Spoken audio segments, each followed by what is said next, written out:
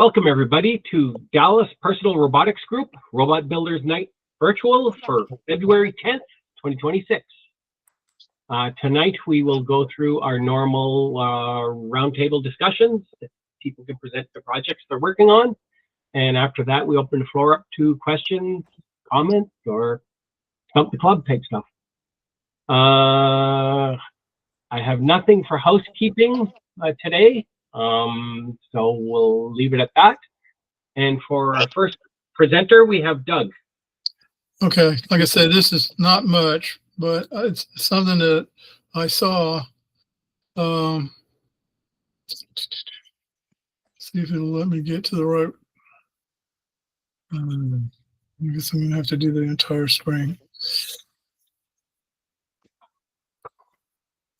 All right.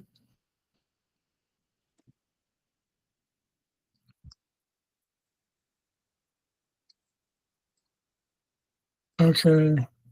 Anyway, this is actually off of Hackaday, and can you see it, guys? Yep. Okay. Now I'm having a little trouble with mine. Let me see if I can make it big. Okay, here we go. Show my screen anyway. Okay. All right. So, this is a real type of moon rover type thing. But I don't know if they can get these pictures any bigger. Let's see if it'll do it bigger. Okay. If you look at this design, it's pretty open and clean. It's not, when I was looking at this, I was saying that mechanically this looks like it's very doable, not too weird. Okay. And probably the biggest problem would be if you wanted to print the TPU wheels. I just for grins, I tried one, but it failed. But here's what it looked. See here. Here's what it looked like. So on somewhere, yeah. So it came out reasonably well. I want to say it's oh dang it! I was going to say that it was 4 inches, but I don't know if that's true. Let me give me a second. Is it squishy? Well, this one's 1, 2, 3. It is 4 inches. Okay, I wanted to say that. Unfortunately, it failed before it got complete on the other side. Okay, I was trying to. There's a technique where on the inside of your print, what you create is like a slight dome that allows you to bridge with the TPU from here to here, but something didn't work. So yeah, since that's open on the backside, yeah, it's real squeezy. But I don't know what it would be like if I try to squeeze just this side of it. There's some, but not a whole lot. So who knows? Maybe even printing them in the back like that might actually be a good thing. If you he's got a GitHub. He's got all the parts there for it. You can get it. I don't think he was really intending for it to be autonomous. I think that it was more like a RC type car, but I don't. He's got 2 versions, as you can see. Well, I was only interested in the bigger one, and I wonder if I can get it to show the other one. Okay, so the rocker bogie, he's got an actual one with the cross arm that goes across. So, I mean, it looks like, it's a setup that would really work. And like I say, the parts are nicely designed. They're not overly complex or weird. And so I was just thinking that this one could be, if you want to do one of these type of robots, this is an interesting design. I think this one is his little robot. I don't think that's the big one. Here's the big one. You can tell it because it has the 4 servos in the corner. So those arms actually can't back and forth. So like if you wanted to turn, the front ones would go this way and the back ones would go this way, so that you could turn fairly sharply. So let's see, I don't know if he's got any more good pictures. Let's see if he's got, I should have gotten the other. Why is he? Anyway, there's, I should have shown the GitHub, because the GitHub's got more information. And I don't know why I don't know. Have you guys been following Homebrew Robotics? If you have, you know that they just put out a book called Mockbots, and this is could be useful for people trying to get onto the ROS platform, because it's supposed to be a working example of a making a ROS robot. It's the traditional old.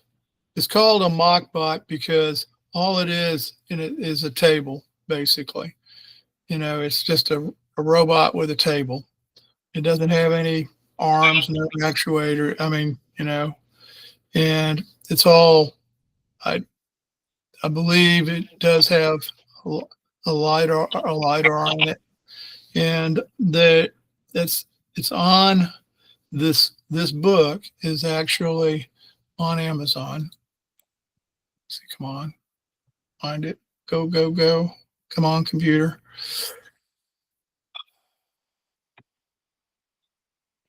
Well, anyway, let's see, F5 maybe. They're also happy to share the PDF for free. They just ask that you give it a good review on Amazon. Oh, really? Well, I've asked for him to send me that PDF, but he never has.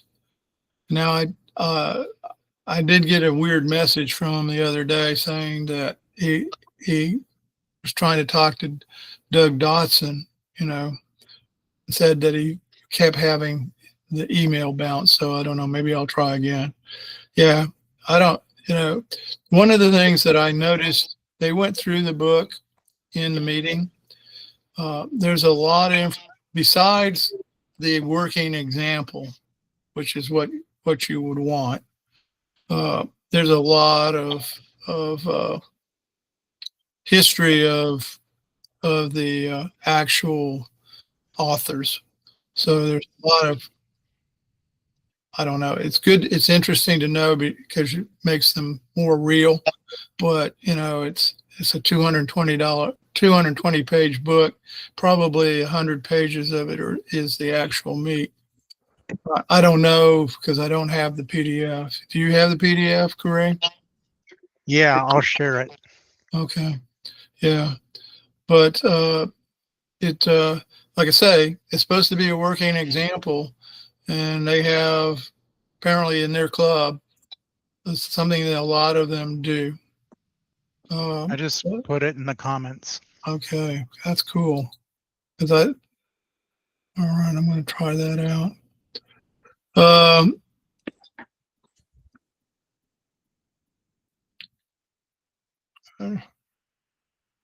Okay, is there a download on that? That is a download. That's a PDF link. And not work for you? Oh yeah, it did. Thank you.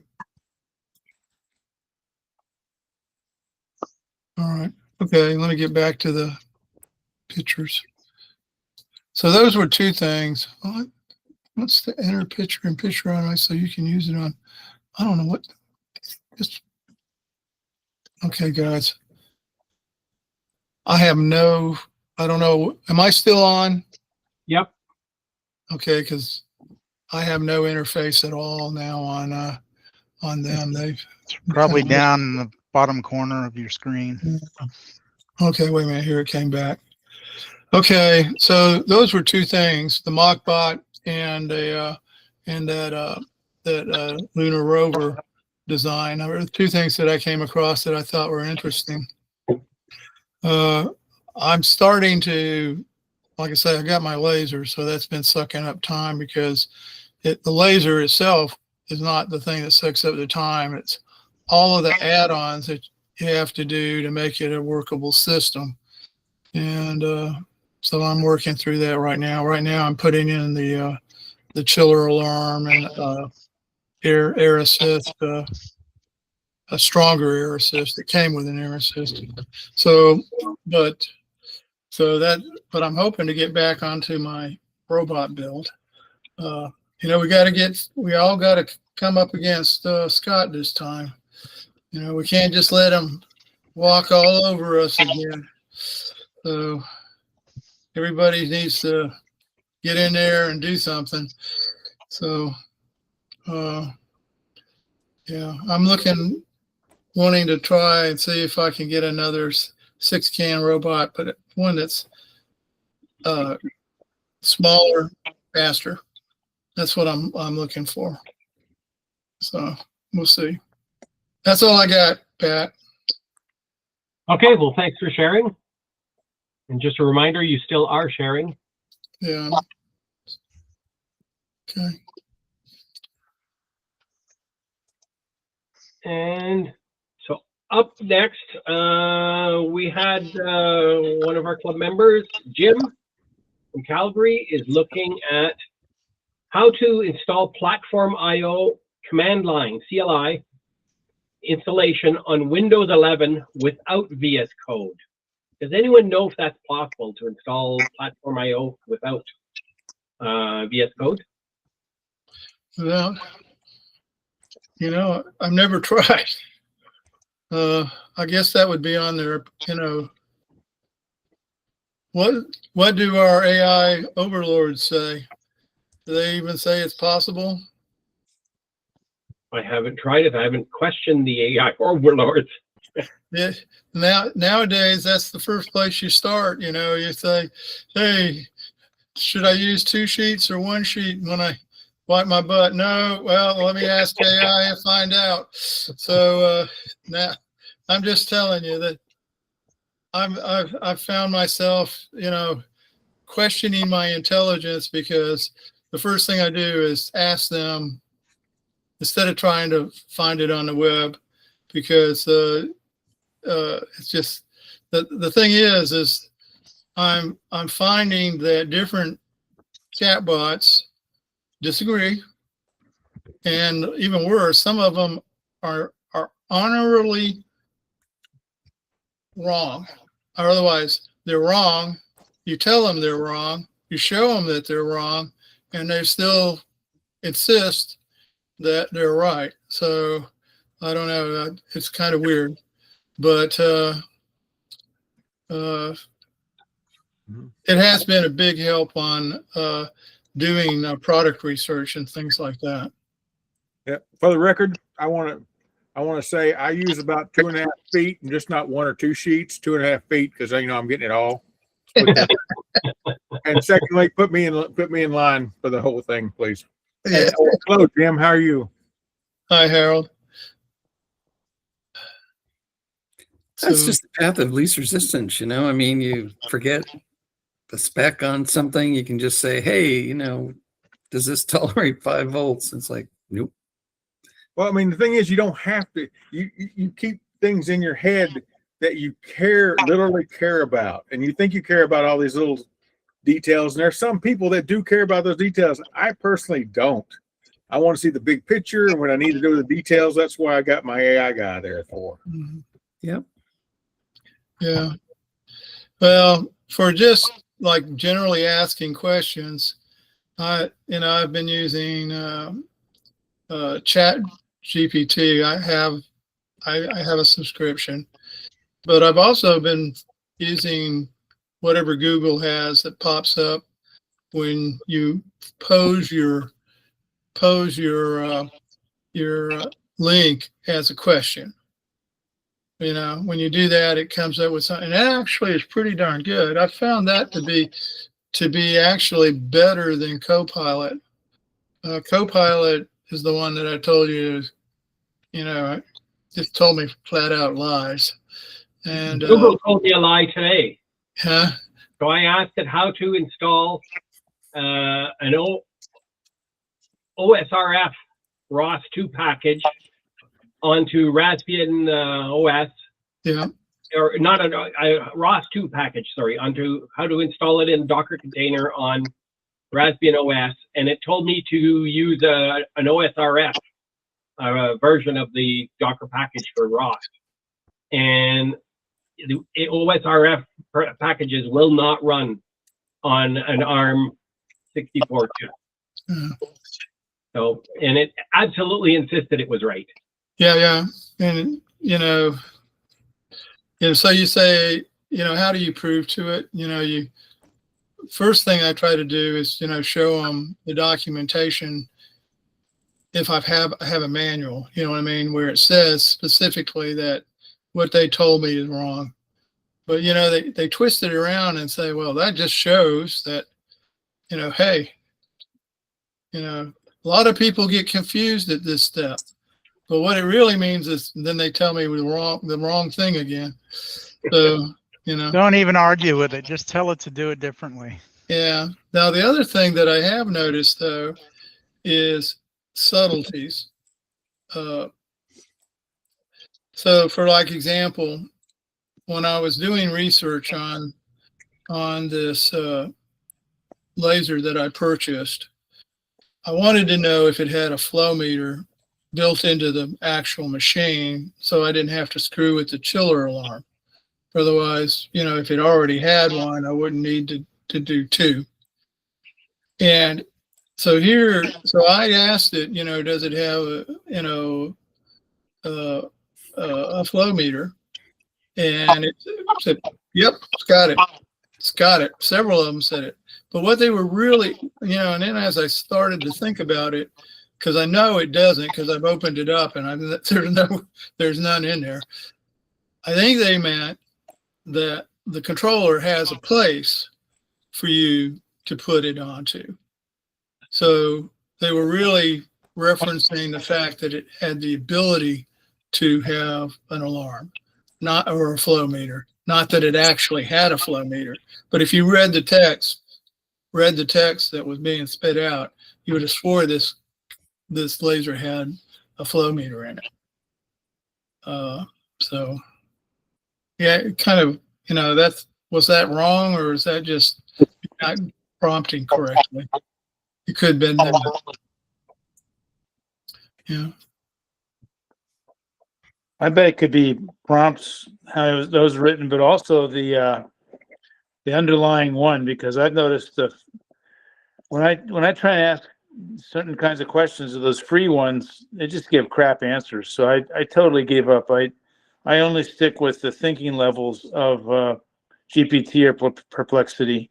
And the only time I deviate is if I have some simple throwaway answer, and then I just use the Google Gemini browser trick. Mm-hmm. And I feel like I get pretty good answers that way, very consistently. Yeah. Well, like I said, the Google thing actually, so far on this latest project I'm working on, has actually been probably the best of just practical information. Do you know what I'm saying? Yeah. Yeah. But really, the one I was surprised was Copilot. It was, like I said, Copilot is always interesting. It always compliments you. Like, Doug, that's really a good question. That's the type of question you should be answering. The gaslighting. They all do that. Yeah, and I'm going like, oh wow, makes me feel good, but it would have helped if I had the right answer. I'd rather have it give me tell me when I'm wrong and when I have bad ideas and what's the problem with it. And for that, I mean, I put explicit system instructions in so that every time I prompt, I mean, I have a whole paragraph that says, "Don't patronize me," and how I want it to talk to me. I want it to tell me if it's a good question, if I'm missing parts of it, if it's I just want it straight up. I don't want it to patronize me. Yeah. Carl, you're clearly not getting it. Carl, you're clearly a dork. But it helps. I mean, those system instructions, they'll personalize it, and then comes the real trouble because you start to rely on it and you believe it, but should you? Well, that's a trust thing you got to build up, right? So what you guys are doing, I think, is great, because you're using the various different things you got going on. Yeah. And you find which models and which things answer you in a way, because you ask it, answers you in a way that you can somewhat either trust or, better yet, know that it's just lying to you. You know, and you get used to how they interact.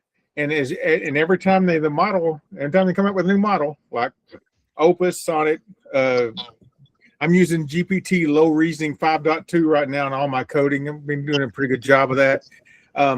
And as you, every time you get a new model, you're going to have a new learning period because it knows new things. It knows different things. It's explored different stuff. When you ask it the same thing, you may now get another weird thing out of it.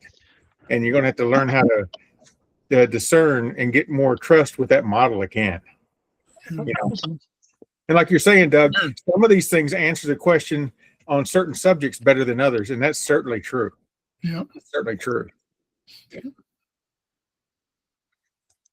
The Chat GPT, if you can feed it the manuals and links, it really improves their answer. You know.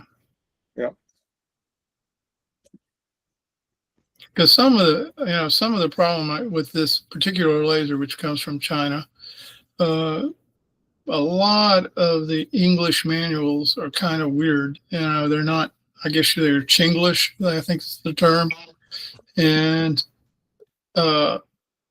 sometimes the AI can actually help you with that because it'll tell you what the real function of the pin is or the output or whatever it is you're asking, as opposed to what's written in the manual, you know. So, okay. So, Pat, you can do it? It says you can. Okay. Oh, if I don't know if I can go back a page here. I could share this. Well, I'm just curious, you know, is it easy or is it one of those things? Does it sound believable? It sounds believable. I haven't tested it, so. Oh, yeah. Your picture is open because you're sharing. Wonder if you could ask Chat GPT if it speaks Jinglish. You know. Oh, Lord. Do you speak Jinglish? And in the style of typical Chinese user manuals translated to American English. Explain the following. That didn't work well. Yeah. That would be fun. So they're basically saying it's a Python program. So that means it can be run. Is that what they were saying? It's a Python program that can be run, yeah, but I won't bring it up in my screen. You guys aren't seeing my screen? Yeah, we're seeing, you're seeing your AI answer. Okay, so you are seeing it. Oh, I never thought of it, but I'm on my other computer through RustDesk, so it's weird. Google AI says yes, you can install Platform IO CLI on Windows 11 without it, and gives you a little description of what it is. Using the Git version is recommended, and then it goes through some install steps. And I don't know if Windows does pip install. Oh, okay, yeah. Apparently, it's going to have you put it in. Well, Windows doesn't do the pip install, but once you install the Python, it adds that. Okay, so once you install your Python package, it'll allow you to use pip. Okay. Yeah. Same as any Linux platform. So there's an answer, Jim. You can give it a try following those commands. Post a link in chat, please. That's just, I posted the question in the chat. Okay, thank you.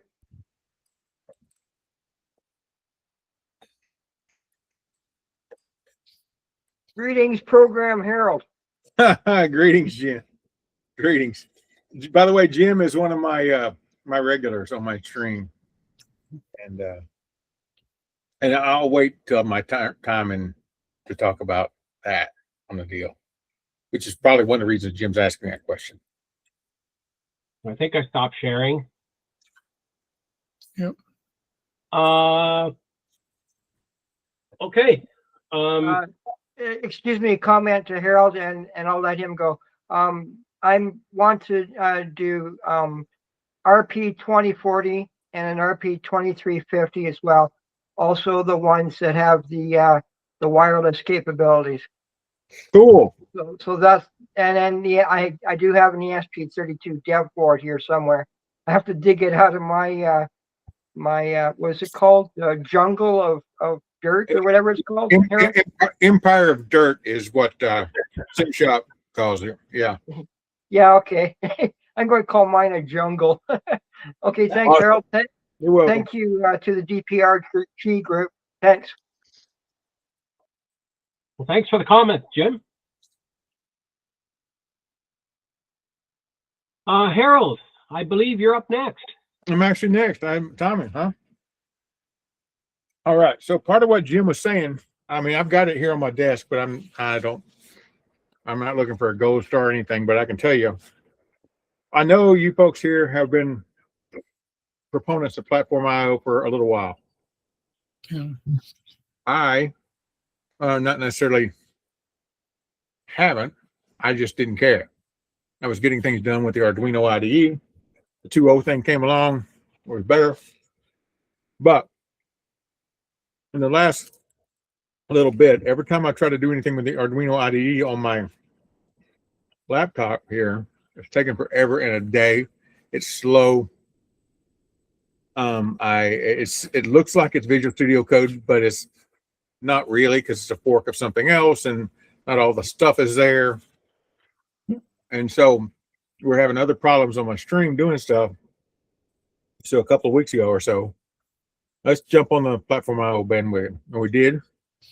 I found it to be faster as far as compilation. It works a bit different about how you get into the devices and that kind of stuff. So that's been a learning thing. And also me diving into the deep into the pool, opened up a workspace with 3 Platform IO projects on it. And let's just say the Platform IO extension didn't quite grok everything it should grok. So I had to back off. And by backing off, last night we had a bunch of fun stuff. I'm doing Jaredbot here, and excuse me, we're doing Jaredbot, which is a balancing robot, and I'm almost got my PID things done where it should be, and then we got to figure out a set point and a few other things. But in order to make all this stuff happen, it needs to be wireless. As soon as I plug in a cable for the Arduino, it's not really wireless anymore. Those numbers don't jive. And since it takes forever to recompile and upload another sketch, it's just taking forever. So we dumped off of this thing and dumped into Platform IO using Copilot and doing the copy and paste thing initially. And that was okay, but then things get a bit wonky, and I really like the interaction that I use every day at work, which is Windsurf, and having Copilot right there. Not Copilot. Yeah, I'm using GPT-5 too at work every day. And so I have a nice little chat thing going on. We're doing stuff, and it's working really good. I'm sorry, really well. I could use better English, right? And what happened last night was on the stream was I made the decision that, yeah, we got all this code laying around, and it did work. and we could advance on it. But then we're having trouble moving it to the Platform IO platform. And so I said, okay, screw it. Let's just go file new project. We'll just start from there because we know all the things we need to add. And we got a good picture. And everything's still wired, so it should work. So I started with the chat, and I introduced them. I said, hello, we're going into plan mode. We're going to want this ESP32. It needs to make its own AP if there's not one. If there is one, it needs to connect up to it and not do an AP to the Wi-Fi. And we're going to do all these wonderful things. I gave it a bunch of constraints. I said, and I want you to develop a step-by-step plan so we go through the things. And at every step, I want acceptance as well as what it should be. And any troubleshooting advice as well. You could throw in this mess as we're going through it. And I put it in agent mode. And I said, now write all this stuff into, and I called it execution_plan.md. So I gave it the thing a clue that this was a markdown file. I said, I want you to package all that up, put it into this file so that we can reference it as we go, and we'll do the steps as we see them. It did all that. And I believe the comment out of my stream was, oh, you're having that write your documentation for you? And I said, absolutely. It's just not my documentation. It's just not their documentation. It's theirs. It's not the computer's documentation. It's our documentation because I can edit it. They can edit it. The LLMs know how to do Markdown really, really well. And so that was pretty surprising. And then they wanted to start with some step I didn't care about. So in about an hour, we took a freshly flashed with Hello World kind of ESP32. And when we got done with it, tried about an hour using it already knew the prompt, it already knew the context that we had for this. I didn't have to start into a new session, which kind of wipes away your context, and you have to introduce it again or at least reference it anyways. In about an hour, we were able to get the ESP32 connected up to my local Wi-Fi, convince it to be an AP when the Wi-Fi was not available, and it's got a little web page that shows up so I could check status and a few other things. And then it goes, okay, well then check all this in. Go ahead and make me a good commit. Do me a commit with a good message and then push it up to the repo. And it says, well, wait a minute. I see you got passwords in your code. Before I commit this, I'm going to scrub them, then commit it. Is that okay? Absolutely, that's okay. Not putting my Wi-Fi password into GitHub repo where everybody in the world can see it. That's absolutely okay. Please do that. So after it got through doing those things, what did it do? It come up asking permission. So I could say, okay, let it do all the things. Then I got up and said, hello, how would you recommend me storing these passwords? How would you recommend? Because I need them on it. How would I set them? And they go, well, you can do a few things, but why don't you just use the NVS since it's an ESP32? And I'm like, what the hell's NVS? Non-volatile storage. It's on the ESP32s, unique to them. I'm sure everybody in this channel here knows about it. I didn't know about it, and nobody in my channel last night knew about it. And I've got people that do embedded coding all the time. That's what they do for a living. And I said, really? And he goes, yeah, we can store it in there. And I said, but how do I get it in? How do I get it out? What I do? Well, here's how you get it out. Here's the commands. And if you want me to, I can go ahead and write you some stuff and give you an endpoint to set this stuff. And then I'll write the other stuff to pull it out when it boots up automatically. I said, go do that. And we went through this. So at the end of it, and in about an hour, it's what it took going back and forth and a few things and clarifying stuff. It updated the documentation when I added more things to it as it was. And you can go right now. It's github.com/Pulcher/Jaredbot. And, I go look it up where you can see all the stuff we did. But at the end of it, it works like every commercial Wi-Fi thing you have in your place. So I get a brand new one of these things. I flash it so it's got no information about anything, or I take it to the makerspace, and my access point that I've got configured is not there. Either one of those things happen, it'll fire up its own access point. I can connect to it. I've got a link that I click on, that link endpoint that goes into the ESP32 non-volatile storage. It asks me for a password, a SSID and a password. I jack that in there, tell it to save, and when I click the save button, it tidies up the thing to make sure I don't have any extra spaces, other weird stuff in the username and the password. Very, very, very minimal. Saves it to the non-volatile storage and does an ESP.reset to reboot the thing, and it comes up with the access point, just like one of your commercial things that's out there. And how much of that code did I write? I'm going to say pretty much zero, other than just poking around a little bit. I was directing the bot, and in this case, I call it the intern, on what to do and how to do it. And I was really happy with all the stuff that came out there. And the code's good. The naming's it's not how I'd name things, but my team doesn't allow me to name things because I name things sucky. So that's probably not a bad thing. So it worked really well. And in about an hour, I got this functionality that if I had to do it myself, could I have done it myself? I do believe I could, but it would have taken me far more than an hour to do. And that hour includes me talking. And of course, I don't talk at all, and I don't say very much, and I'm not verbose, and I don't do any of those things. And it includes me talking. So if I was just sitting here doing nothing, I want to guess easy 25 to 30 minutes. Maybe I could have had the whole thing done from a brand new ESP32 to having this walkthrough and give me some code to do this. It was really pretty cool.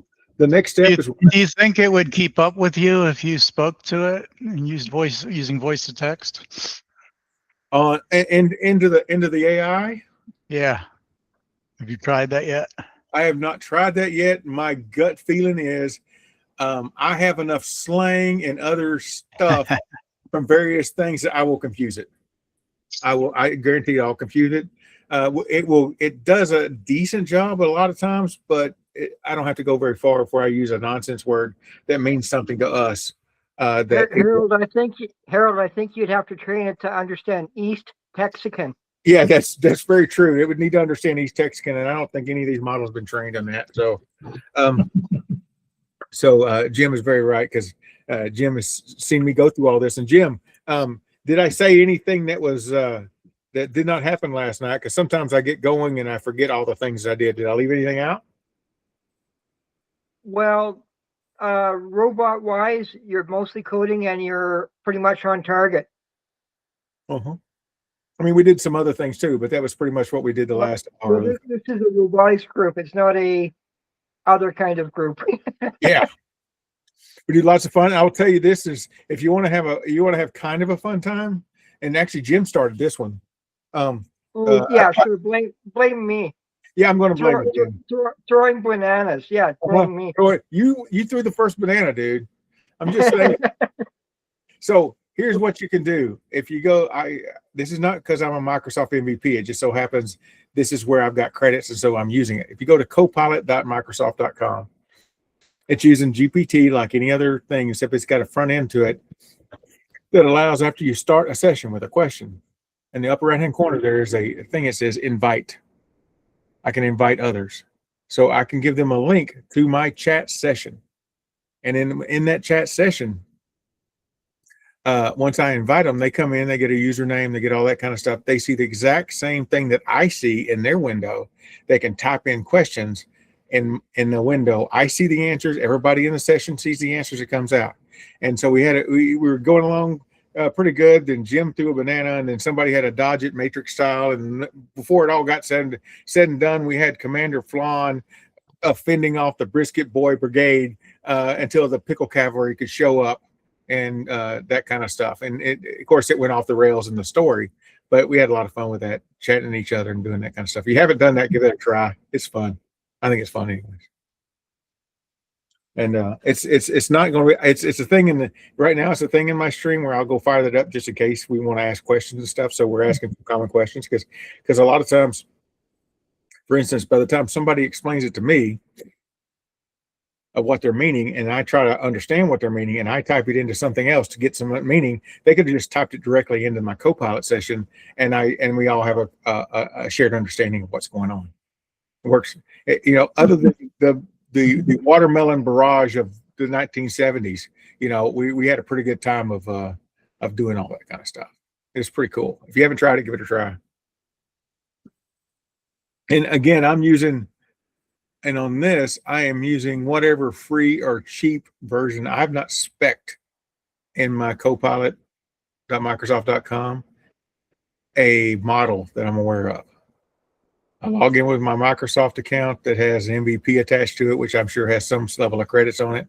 I have no idea how much I've used or not used. Ain't gonna look. So your mileage may vary. The other thing I'm trying to be able to talk to Blender through AI to have it draw stuff. And let's just say the word underwhelmed with that whole interaction. That's not a strong enough word.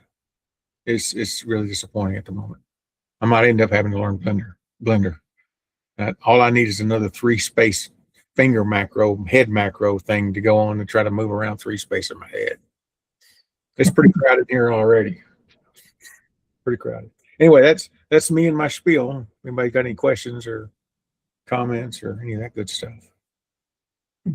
Oh, and tomorrow night. Oh, lovely. And tomorrow night on my stream, little self-promotion here. Twitch, I'm at Harold Pulcher on Twitch. Last Wednesday we picked a pin and a body to go on that pin, and tomorrow night on the stream I will be turning that down and finishing it off and putting it together, and anybody that's in the stream tomorrow night will have an opportunity to win the pin that we turn down on the stream if you're so interested, that kind of thing. There you go. Ooh-ah. Yeah, well, I'm working on a project with the ESP32 and Wi-Fi and stuff. Maybe I should try that approach. You give it a go, because Visual Studio Code is a Platform IO. The way I use it is is an extension to Visual Studio Code, and Visual Studio Code plugs right in to an LLM. Your choice. You know, you get to choose which model you want to do or not do. And I had it on auto for a while when I'm doing the Visual Studio Code. The other stuff that I'm doing with that weird chat thing with the Watermelon Brigade Barrage and stuff, that's a different story. But inside of Visual Studio, I have been using the low reasoning Chat GPT 5.2. And the reason I'm doing the low reasoning is I don't need it to be very creative. I want it to do very straightforward sorts of things. I don't want it to think too long about the things it gives me, because I want very simple things to be done. So I assume you're using Python or C? I'm using C. I'm using it's Arduino. It's an Arduino Sketch. Yeah. Yeah. Okay. Neat. And so far, it's done some really good stuff. It's found some things. It's added some stuff. And at one point in the balancing version of the Arduino that I'm still using, all straight up Arduino, it went over really easy in the Platform IO with just minimal changes for the balance bot Arduino that's controlling everything. It got through up and said, hello, I see in one of my comments I made, okay, I've tried this and this, so I wouldn't forget them. I left it in the source code, and I'm just guessing here. And its comment back to me was, instead of guessing, why don't we do like the commercial people do?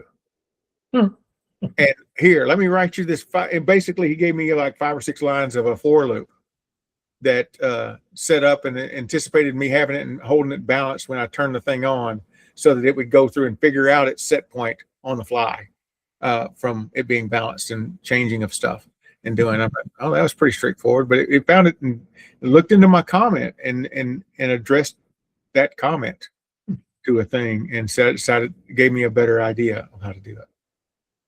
It's pretty smart. It was way smarter than I thought it was going to be, and it's been way helpful. And I should have listened. And saying all that, I'd like to say I'm sorry to everybody here, because I should have been listening to you folks a lot sooner. than I actually was. Because I know some of you have been using Platform IO for a very long time.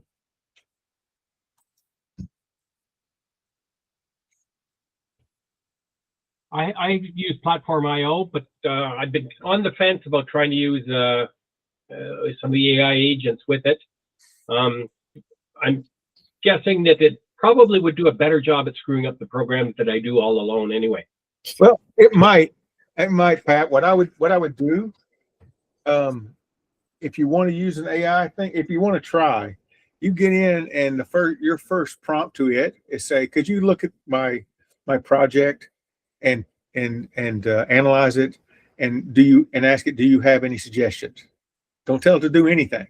And if you don't want it to do anything, there's a button down there at the lower right hand corner, right underneath the chat where it traditionally is, the chat pane. It says code. If you click on that, you can set it to ask or plan. Either one of those does not allow the LLM to modify your code. Okay. Does not allow it to modify your code. And it'll know it's in the ask mode and said, well, because it'll come up and tell you, I can't do that. I'm in ask mode. If you want me to do that, you got to change me to code. You know, it's smart enough to know that. Smart enough to look around. So get that, look at it. It may give you some ideas. It may tell you that, yeah, you should probably not program anymore ever again, Pat, because I've seen your code. We know better. You know, it may do that. I doubt that will do that. These things are not usually not usually mean and nasty unless you're like Carl, who gets up and tells them to be, you know, that kind of thing. I'll have to check that out. It's at the last meeting I was asking, and I had asked Chris if because he was using it for work, and I asked if somebody could at some point maybe do a presentation at our monthly meeting and go through the steps required to, you know, build a program or troubleshoot a program, or sort of what you're talking about, Harold. So maybe you should think possibly doing that as well. Put the bug out. I think I'm getting voluntold here. If I do this, it's going to be an intro. It's going to be a really, really intro sort of thing. And I could see me doing this Wi-Fi thing for a Saturday morning, just walking through it, walking through the plan, walking through walking through this process, starting with a brand new ESP32. If you guys are interested in that, give me a little bit, and I think I can make it happen. There won't be very many slides, I promise. We don't have a lot of people. I don't think we have anything confirmed yet for monthly meetings. So if you want to reach out to the group and, you know, let us know what you're thinking, and if you have a timeline, we'll be happy to slot you in somewhere. Okay, so I mean, and it's literally going to take about an hour. Yeah. At least I would love to see it, and I don't need fancy slides. I just love to see you walk through it. Yeah. Well, I got a VOD that you can go watch right now. Yeah, these are my ESP32s right here. Oh, look at those. Yeah.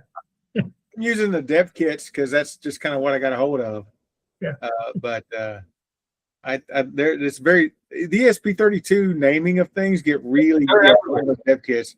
You know, whether it's a D or a U or SE or 32 or whatever, the S3 or whatever the hell is it, all those things all mean stuff. I know they mean stuff, but I've been able to get everything I need to do with the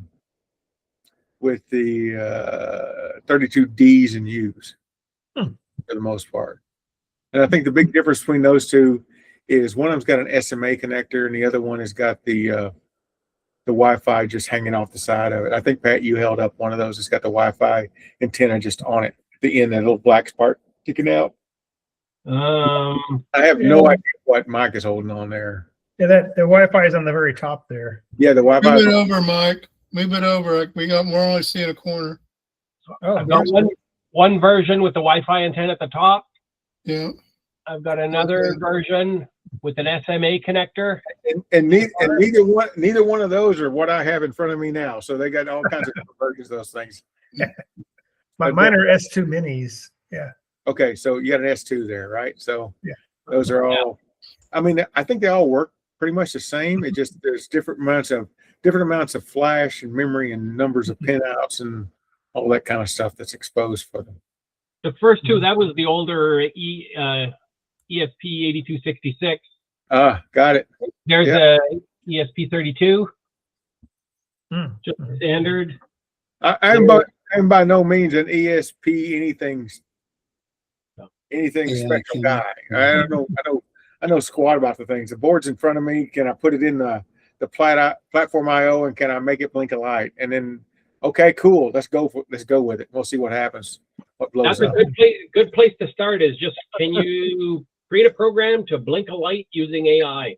And Yeah. Yeah, in fact, that goes pretty easy. In fact, we could add hey, I want to do this. In fact, the first thing I did was tell it to, I want you to write a hello world program that spits out hello world every 2 seconds to the console. And Yep. of course, it took it a whole 37 seconds maybe to spin it up. It took longer to compile it and load it into the device. It actually took for it to spin that up. yeah, but it would be good to go through the setup on how do you set up Copilot, configure it all in Platform IO and VS Yeah. Code. I think what I'd have to do with that is I would like to get another VM going where it was blank. Yeah. So I'm not cheating because it's real easy to cheat. That's a good idea, because I could do the same thing as run it in a VM without screwing up my existing Platform IO. Yeah. Okay. Now I just screwed up because I got VMs and I've got USB connectors and I've got all those things, and sometimes the VM doesn't want to talk to the USB. So I wanted to think about that more. I was hoping that maybe we could do it in a couple of weeks, but let me think about that more to make sure I can do you a good solid on that. I'll work on that. We'll contemplate it and get back to us. Like I say, we've got nothing confirmed as of yet for February or March, I think. Okay. We have an iron in the fire, but no confirmation on it yet. Okay. And I'm not really giving you folks a presentation in a very long time, other than stood up and talked a bunch in a meeting or something. That's about it. So that would be cool. I'd be happy to do that. Does anybody use the C3 version? That's a C6. Oh, okay. Which Yeah, I the had C3, lots of trouble. the I'm mini, using they said it doesn't S3 get great version. reception. Say that again. I'm using an S3 version on a different project. Yeah, this is the, Robot-related. I think they said it pertained more to the C3 and other, there might be one other one. I think that the RF layout wasn't so great, and the, I don't think it got, very good reception. And there was an article that said you can add a quarter wavelength stub onto the antenna that's on the board and improve the reception quite a bit. Well, that's most of the ESP32s that I have right there. And this happens to be a 32D. And I've got a couple more that are floating around here. Yep. And that's, I guess they're pretty common on the thing because they call them dev boards, and they're way bigger than what Mike is rocking. But I'm probably, even though they're way larger in size, they're not as capable as what he's got going on. Guys, that did bring up something that I did want to talk to you guys about. There was I believe it's an Instructable who I like that one, Dave. Yeah. Yeah. That what they did is they took a proto board and tore it apart and 3D printed a new top, but they spaced it so that you could put an ESP32 chip in between the two and still have the strips unpopulated, as opposed to being buried underneath the chip. Mm-hmm. Okay, and I'll take a look and see if I can find that and put it in the chat, because that's they've got the file, so it's cool, So anyway, let me go look and see if I can find that. Yeah. When I put one of these on a proto board, I got like one or two things to plug into next to it. Yeah. So what are you saying, Doug? They made a proto board that had more connections to either side of the... No, what they did is they took, so think about it, is they took all of the metal parts of the proto board and they redesigned the top part, the plastic part that they fit into, that except instead of having like, 5 and a little gap and 5 on the other side, they have 5 on one side, a big wide gap, and then 5 on the other side. Oh, And they okay. have one for the ESP32, and they have one for, I think it's the 4020, the RP4020. So that they had those two designs already made. So all you had to do is you take your proto board, rip off the sticky paper off the back, punch out everything, put it in the other one, stick up the new piece of sticky paper on the back, and you got a custom made proto board just for those chips. Yeah. I would try to make one by just sawing the proto board in half and then using the sticky stuff to Yeah, stick you it could on do the that. That base at the right work. length. That would work. It's the Yeah. same thing. Yeah. Yeah. That's good. I like the idea. See if I can find it. I have a gazillion things. Everyone, welcome back to the workshop. We are downstairs in the basement work area. The panel, and even the today we're Ranger gonna has look that. at It's so much easier to access the insides. But here's what the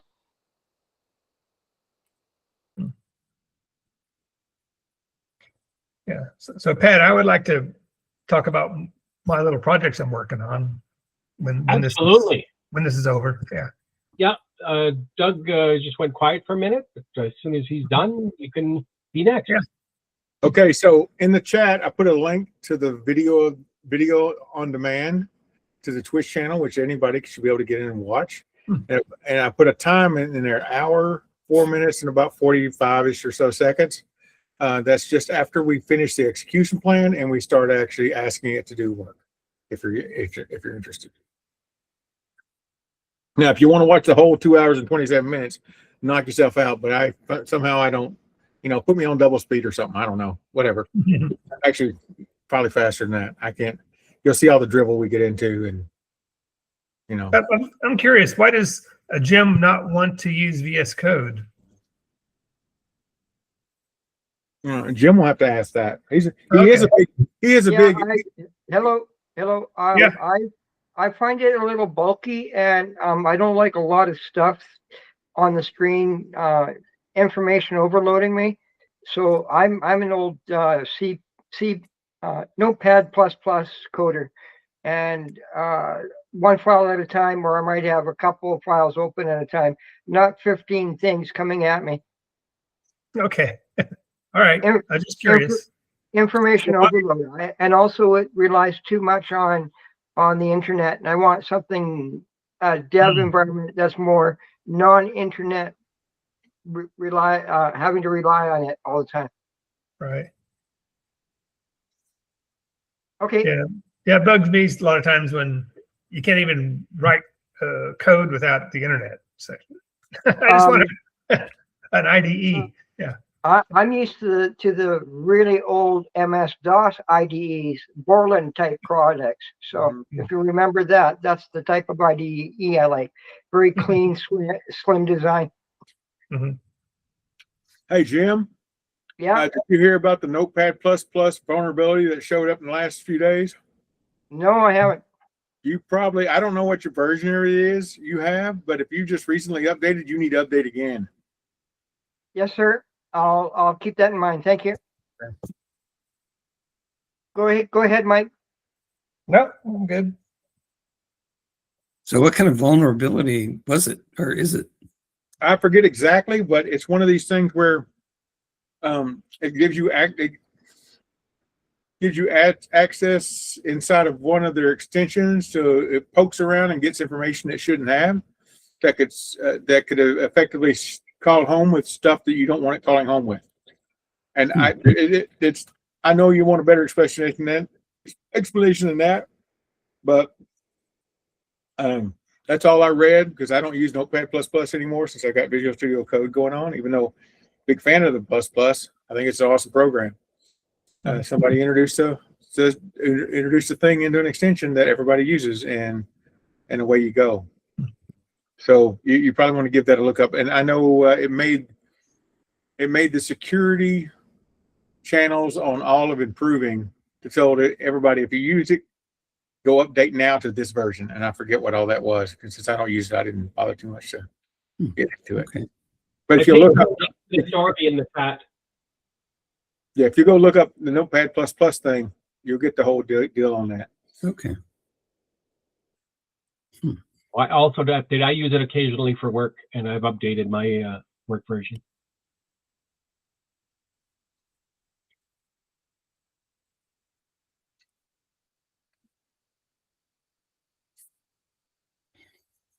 Doug, are you still looking? Okay, well, Mike, maybe you want to go ahead and we can't hear you, Doug.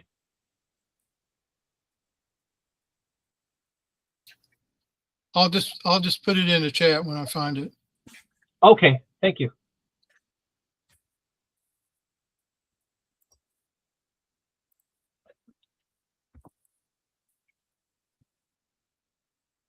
Mike, you're muted.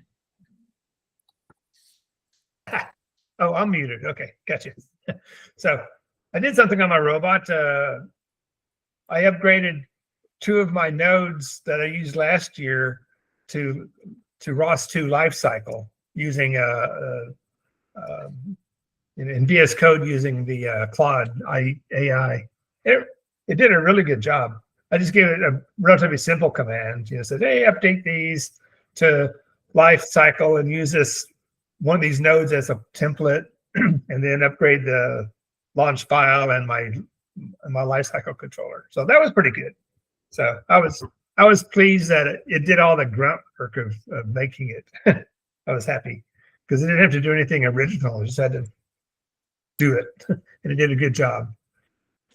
But I'm working on, I'm sidetracked with something for visual arts, and that is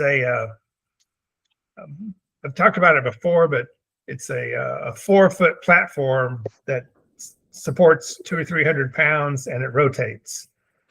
And rotation has to be controlled, synchronized with the lights and videos, videos, lights, and sound around the environment, so that it rotates into the right positions and stuff, and to make an artistic statement. Yeah. I'm not the artist guy, but I'm just going to get the platform so I can do whatever they want. So I was going to show you the parts that I'm ordering. Share my screen.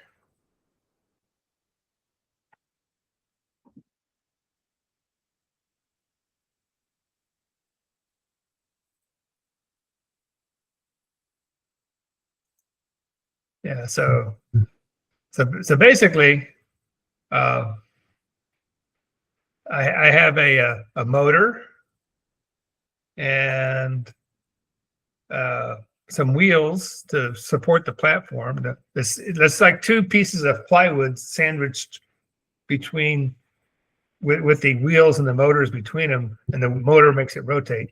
And this is the keyed hub to drive that hooks it. It goes into the motor, and it touches the upper surface, the platform that's on the plywood that's on top, and makes it rotate in a circle. And it needed to have needs to have projections and computers on it. And so I got to power them. So I have a slip ring rotary thing. So that's my main components. And I'm going to bring up this motor here. So it's a 180 watt worm gear reducer motor. And I think that should be able to rotate that platform with the inertia of a couple hundred pounds. and probably have lots of room to spare. So I was happy with it. Interesting thing that has is a like the wheel road mounts on that gearbox, and it should have, you know, a nice 1/4 of an inch sticking above the top of the gearbox. Well, on the left side of the picture here would be the top. That would be at the top that connects to the top piece of plywood, and then the motor itself and gearbox would mount securely to the bottom. It has a speed controller on it, and so basically I can set the speed and direction with that. And I'm going to start off with, okay, I'm just going to manually set the speed and the direction, and then it'll just turn on and off, and I'll have some limit switches that knows the direction that the platform is pointing. And so I can say, basically says, okay, go to 180 degrees. So it'll rotate to 180 degrees, stop. So I'll just turn it on and off. And if I got to do the motor control speed, I'm just going to put a servo on that knob and then control the speed. That's my plan. I'm just hoping I don't have to do that, because that's sort of a safety issue. I'd like to just make sure it's at the same speed and doesn't go too fast. My motor is 70 RPM, which should make it should be able to make a full rotation in about 10 seconds. So it shouldn't be terribly fast if it's going at full speed, but still that's relatively fast. And so if I go back, so I'm going to use this relay here to control the motor. I think it's sized good enough, and it can be controlled 3 volts to 32 volts. So I can control it with my ESP32. I'll use a transistor on the output to isolate it. So I don't want to hook it up directly to a pin. So that should do a really good job of controlling the motor. 25 amps is way more than enough, so it shouldn't overheat or anything. So one thing about this relay is they say, oh, you need a heat sink, but I think you need a heat sink if you're trying to run it at like 10 or 20 amps. I think I'm going to run it at 1 or 2 with peaks of 3 amps. So, and it doesn't run all the time anyway. So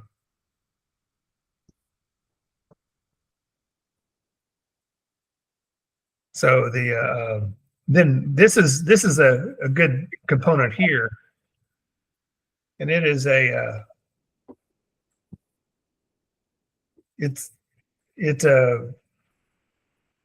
wiring goes in there, and it mounts securely to the bottom, and then the top is going to have wires in there that can rotate relative to the bottom, so the whole coupling there rotates. So it's a pretty good little coupler there.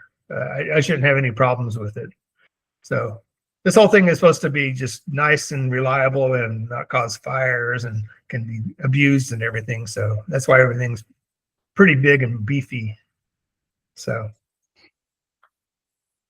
one of the things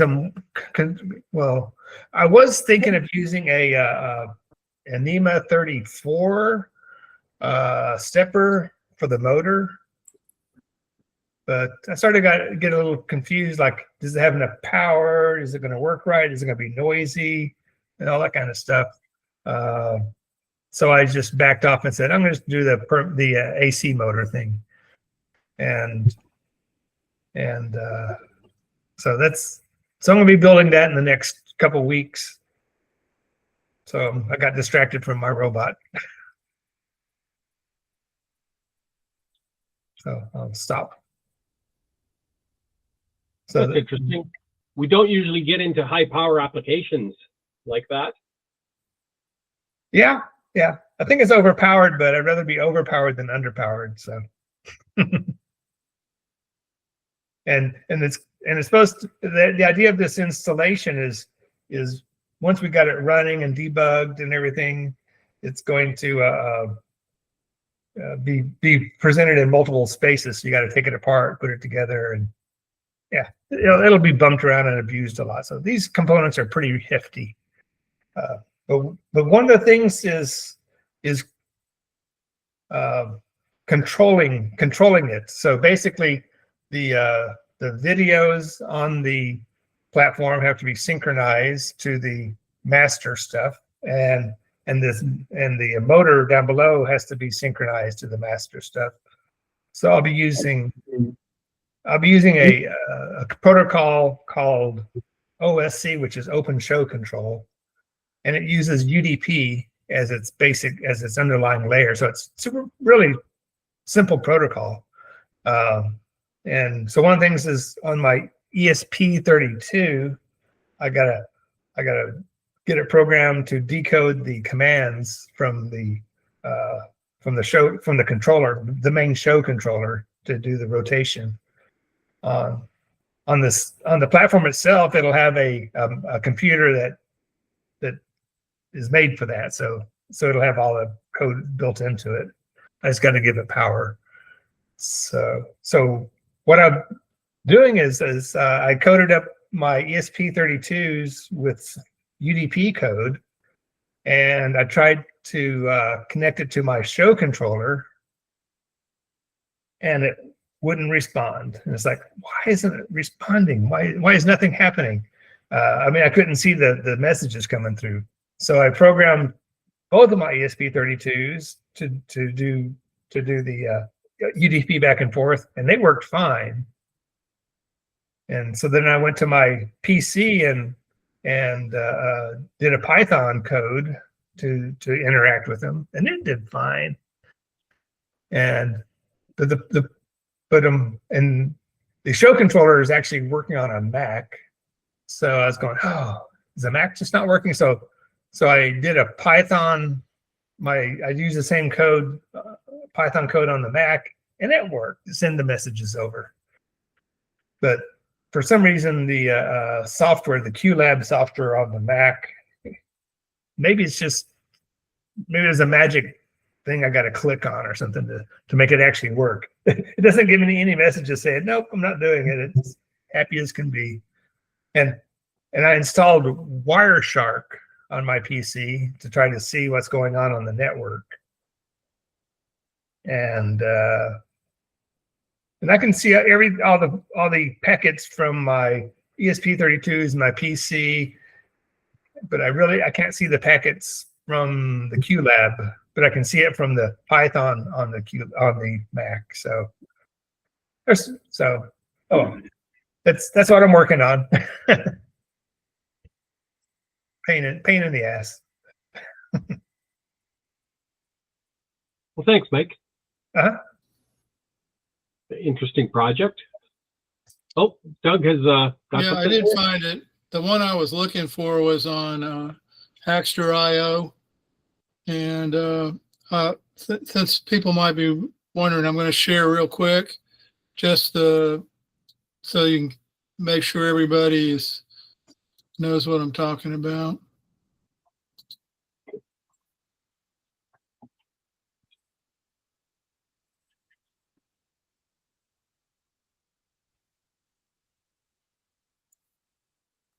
Oh man, come on. There we go. So the Hackster IO article is in the chat, okay, where the guy talks about it a little bit, but he also talks about it here. But you see here, he's got, this one's a Pico, and this one, or a Pico, and this one is ESP32 of a certain type. He also apparently, here's the problem that you run into, like in this guy, you don't have any, it won't work at all. This one you have 2, but with this guy, these you have 5. And so he has, let's pick up 3MF, I think is Fusion, if I'm not mistaken. So he also has the STLs and JPEGs. F3D. Is anybody? Is that Fusion. Yes, Fusion. Is that Fusion 2? Yeah. Okay. Yeah. So these are both Fusions. 3MF is actually a like a STL type file that you can feed into your slicer. Okay. Yeah. If you're still using Design Spark mechanical like mine, and you pay for it, you can also turn these easily into step files, or just use them as in its native format. But so anyway, if you doing a lot of work with these guys, this might be the one. This is the article from Hackster IO. I like that. It could be a product. Yeah, someone could make a Yeah. Well, it's apparently not. I was able to find 3 different links, so I threw them all out there. You can all take a look at, one of them had a really nice idea. So he has this like this, but the other half of it is normal. Okay, yeah. All right. So in that case, if you had parts that you wanted to add on to, I don't know any advantage of that, but it was there, So, and one of them is a short version. The nice thing about this is, well, no, I'm just saying I thought this was kind of cool. You just have to take one of your old proto boards and tear it apart and put it in this one. I thought it was pretty cool too, Doug. Yeah. Yeah. I like my idea of sawing the old proto board in half and just hot gluing it on a board. Well, that works. All you need is a bandsaw. Just Yep, that works. No problem with that. But you're always looking for that. You're also looking for something for your to use your 3D printer on. Oh, okay. Imagine that's not a short print. That's I don't think it's that. That wouldn't be too long. Yeah. No, I don't think so. Sub hour. That's you go kick that off and drool at your monitor for a while and then go pick it up. So they say what plastic to print it in? That's a good question. I would think that PLA would work with this. Yeah. As long as you don't have like 5-watt resistors or anything. Yeah. If I were going to do it, I would do it in PLA. Yeah. Yeah. I kind of wonder if the black PLA, like those, that one guy that was on, he found that, I don't know, the black paper,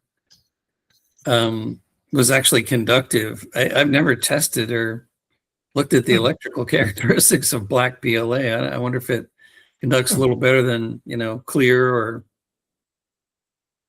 some other color PLA. Yeah. Usually white is done with titanium dioxide, I believe. And it could be that black is done with carbon black. I mean, I don't know, but I'm just saying if they did, you could expect it to be a little conductive. Mm-hmm.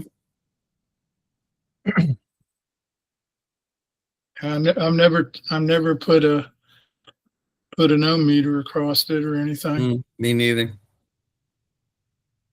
Yeah. Or maybe it makes a great capacitor, so individual pins will be, capacitively coupled to each other. You get all kinds of signal noise. No. Well, I mean, chances are the original board is either ABS or polypropylene or something like that. So I wouldn't expect it to be any worse. Yeah. Yeah, as far as capacitive coupling, I'm sure some of that goes on with proto boards. Well, on my proto boards, they start picking up, the quasars from space because they got so much wire hanging out of them. So I personally, Aurora Borealis. I really hate proto boards. I mean, You can always go back to wire wrap. yeah. Well, I'd actually rather, in the old, when I was doing my own PCBs at home, with toner transfer, that was, I'd kick one off faster than I could prototype it on, with wire, just, doing wire. Mm-hmm. Because it doesn't take, if you're doing it all in software, you just print it out and then you take your laser paper and iron it onto the sheet and etch.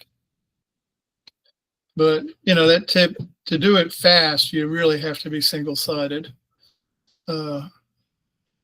That's, you don't have to worry about anything when you do it that way. But it's, it's kind of ugly. And how anytime you get something that works, what happens? That's it. That's where you stop. You never go back and do it right. Right. It works. It worked. Boop, So you have, these ugly homemade PC boards. So you just got to have a nice looking cover to cover all the ugliness. Oh yeah. Lots of blue wires. That's what the black epoxy's for, right?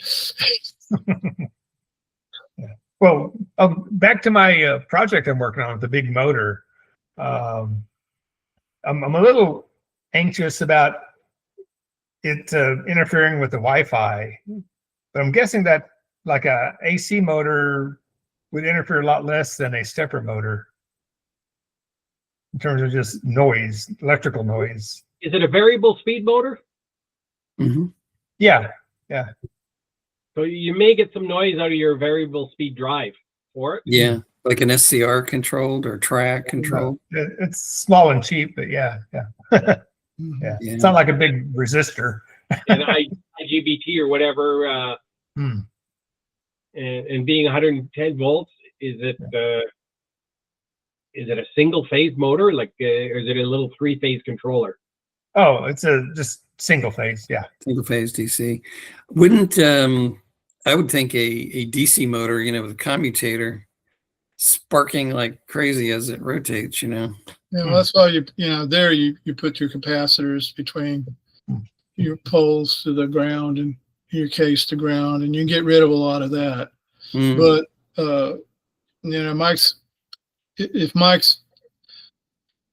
if he's really got a variable speed controller, which is using frequency, if it's a single phase AC, that's really the only way you can change the speed, is to change the frequency.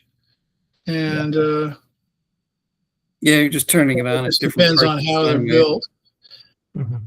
Applying more of it to the motor. So I guess I need to anticipate putting the ESP32s with the Wi-Fi on the opposite side of the platform. Probably like a good idea. 3 or 4 feet away. Yeah. Well, you also may find that there's interference with people with cell phones around. Oh yeah. Carl and I noticed that one time. With Wi-Fi. Yeah. Well, so anything switching at a high frequency can throw broadband noise that can then get detected into whatever chips you have. Yeah, for bigger theater shows, we always wire up everything in Ethernet cable and not depend on the Wi-Fi. Much safer. Yeah. But since I got Wi-Fi on a rotating platform, it's like sounds like, since I have to communicate to a rotating platform, I figured Wi-Fi is just going to have to work, and I just have to put the router real close. The thing I found in my home was that those can help, but the biggest difference was to make sure you get really modern Wi-Fi tips and protocols, because they seem to be able to handle the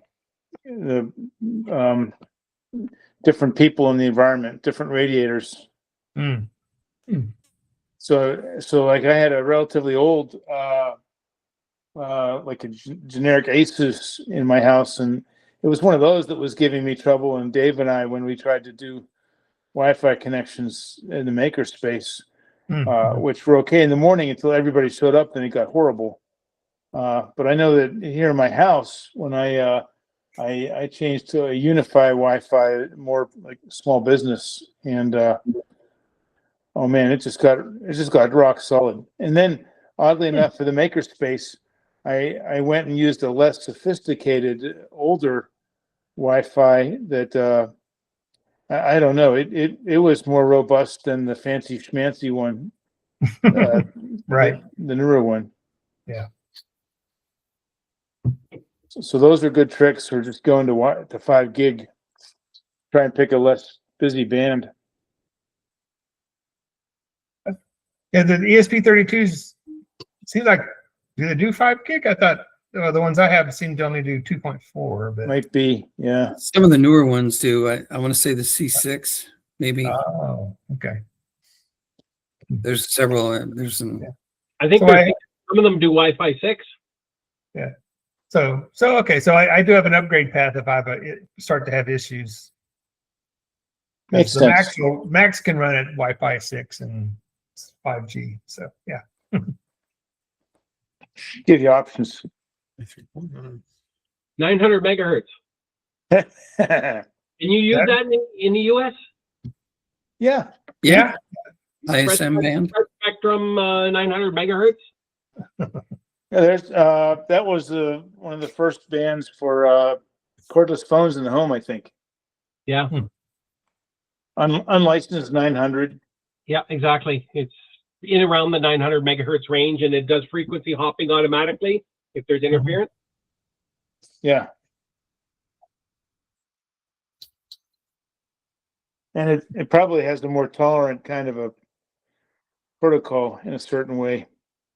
Yeah, because UDP doesn't have any tolerance, or doesn't have any what do you call it? Retry. Right. Yeah, it's fire and free. So is there a reason you're using that instead of TCP? That is the protocol used by the equipment. So You're stuck. Yeah. yeah. Fire and forget, and if it goes wrong, oh well. Hey, you just fire again. You fire again. Put your own. What's it go? I would tell you a UDP joke, but I'm afraid you might not get it. And then how that works.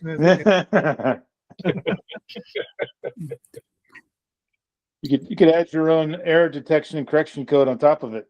Networking grandpa jokes. That was a good one, though. Yeah.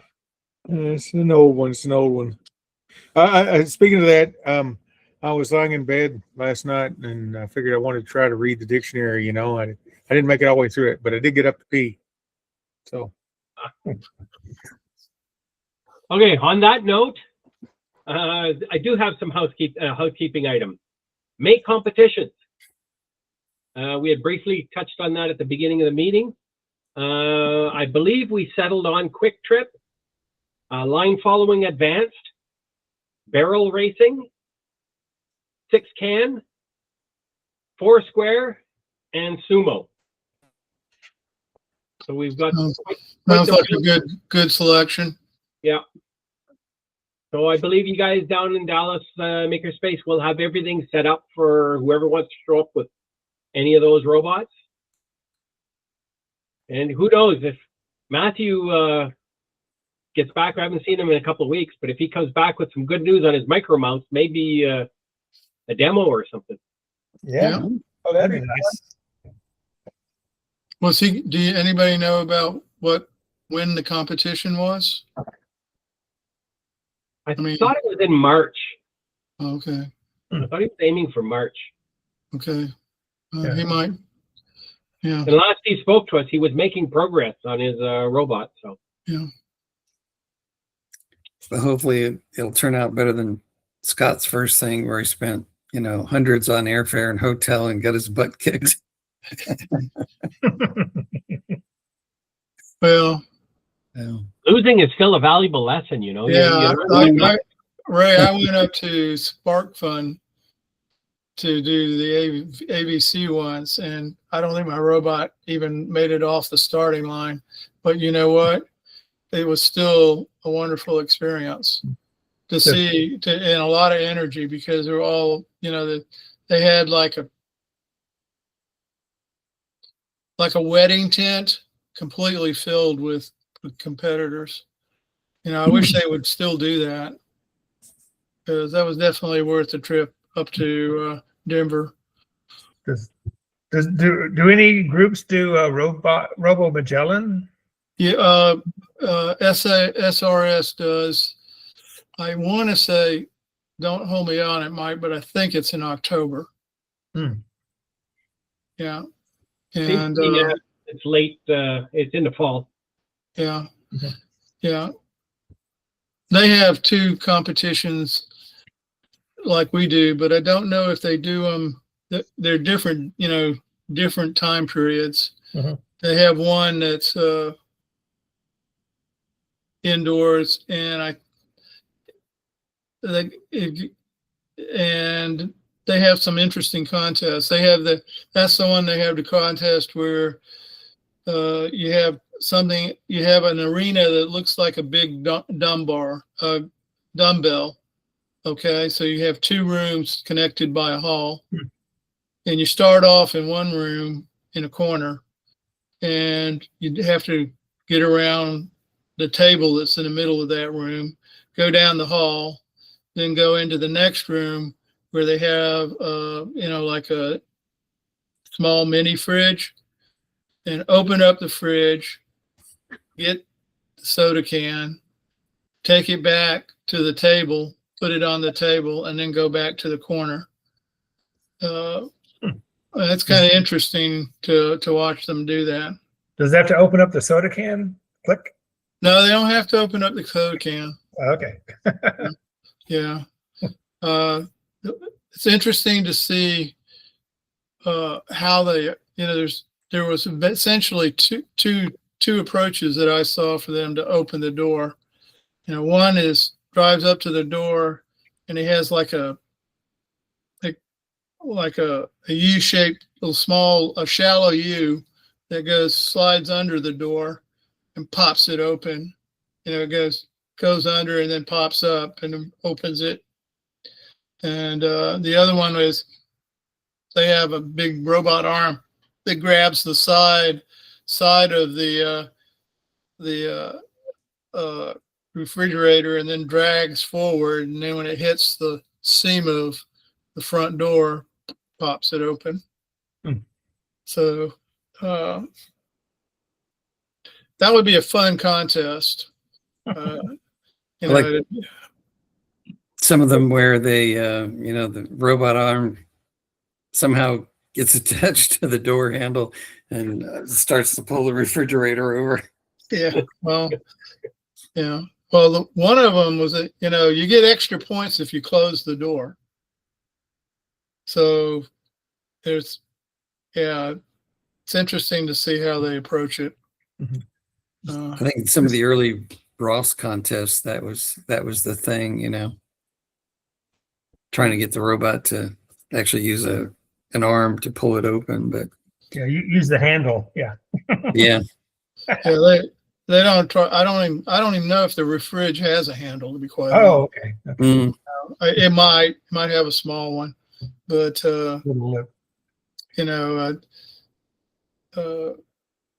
you can bring your own refrigerator if you want. Oh.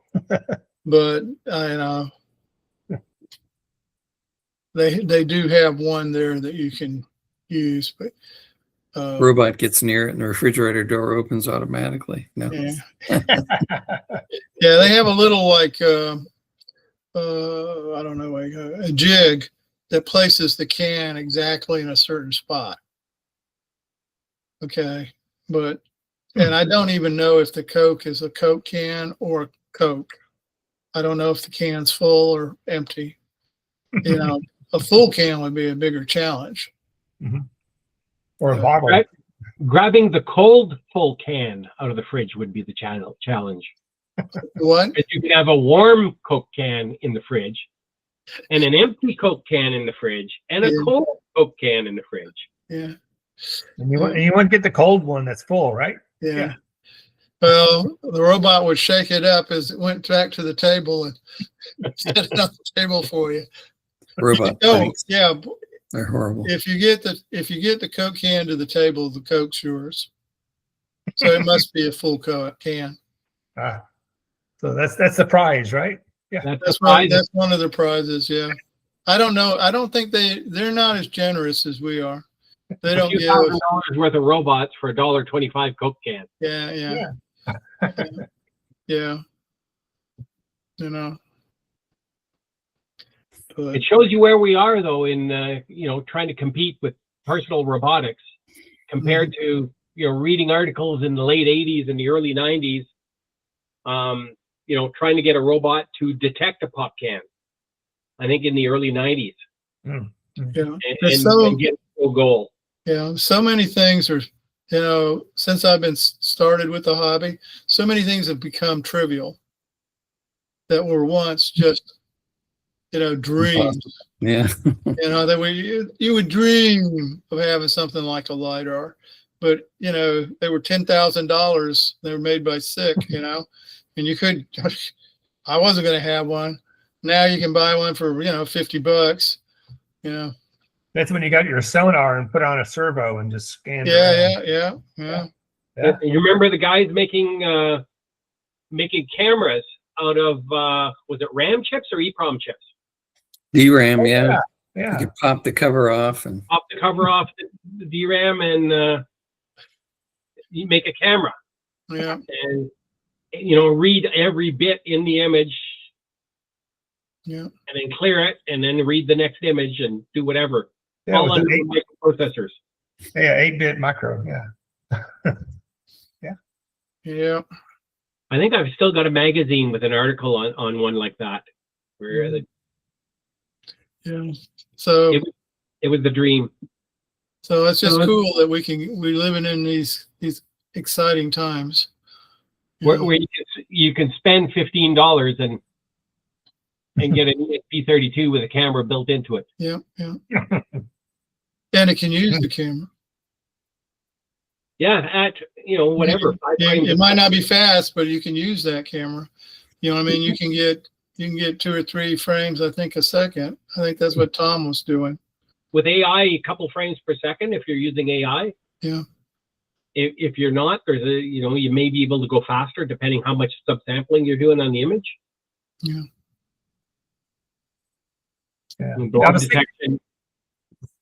was thinking of how to trigger my micro switches on my big platform. So I was thinking on the bottom side of the top one, I'll put like something with a button on it, a nail, like basically the things you put on the bottom of your chairs. And I could just take a wooden piece, 1/4 inch or whatever, with sloped ends, and you just screw it up into the plywood, and as it rolls past the switch, gives you a nice transition onto the switch. Right. Yeah, and then the switch will be underneath, and just sort of it would just hit the bump. Yeah. Okay. The bump and push the switch down. And I was thinking I'd put maybe 4.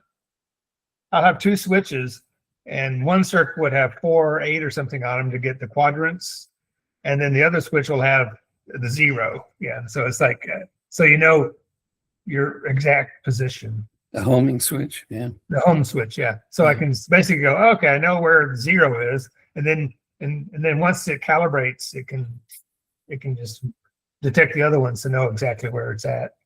You put an encoder on there, and then you would just home it with the switch. You know where 0 is, and you can do whatever you want after that. Yeah. I don't have to have lots of angles, but yeah. So I can get by with just a couple bumps, a couple hits.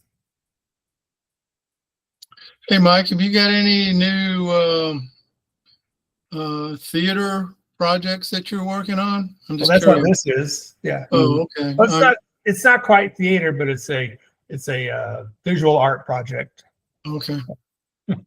for the basically for a gallery showing, or just people come in and immerse into it and just check out the story it's telling. And so my little platform just is a part of the storytelling. Mm-hmm. Have you ever been able to repurpose the original one that you did, or what happened? Did you own that, or did they own that? I decided I owned it. Yeah. Okay. And if they need it some other time, I'll resurrect it. It's just sitting in the corner right now. Yeah. But it's a really nice platform. The Go Builder platform is really nice. Mm-hmm. So it's basically I got a nice platform. I'm trying to figure out what to do with it. And I figured could do a lot with it, but just keep it for the next show. So that's, yeah. So you're saying it survived our latest cold spell where it wasn't used for heat, you know? Huh? You didn't throw it in your fireplace and burn it, you know, during the cold spell. Oh, okay. Yeah. Well, most of it's metal. I guess I had a little piece of wood on it as the round platform. So. Oh, not much wood. Burn all your baseboards and doors and chairs and everything during the cold snap. There you go. But right now it's like 80 degrees outside, so it's hot. It's warm here too. It's 32 today. Yeah, that's heat wave. Yeah. It's nice this time of year. Mm-hmm. It's amazing. It took me, after all the snow was gone, it took me about 4 or 5 days to get what I would consider warmed up. You know, it's like I was, even though the weather wasn't bad, I still felt like I was cold. So, but I'm hoping all my plants that I covered up made it, but I'm afraid to look.